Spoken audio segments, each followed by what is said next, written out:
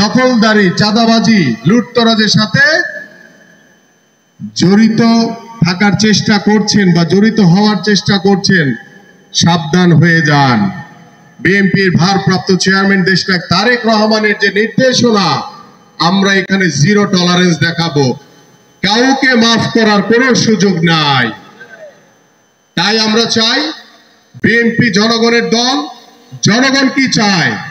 জনগণের পাশে গিয়ে দাঁড়ান, জনগণের সাথে কথা বলেন, জনগণের বাসায় বাসায় যান, তাদের ভাষা শুনেন তারা কি চায়, এবং তাদের ভাষা শুনে তাদের সাথে কাঁধে কাঁধ মিলিয়ে আমরা কাজ করব।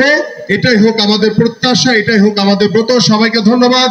বাংলাদেশ জাতীয়তাবাদী দল বিএনপি জিন্দাবাদ। দেশনেত্রী বেগম খালেদা জিয়া জিন্দাবাদ। বিএনপির আগামী রাষ্ট্রনায়ক দেশনায়ক তারেক রহমান জিন্দাবাদ। শহীদ রাষ্ট্রপতি জিয়াউর রহমান অমর হোক। বাউল দল জিন্দাবাদ।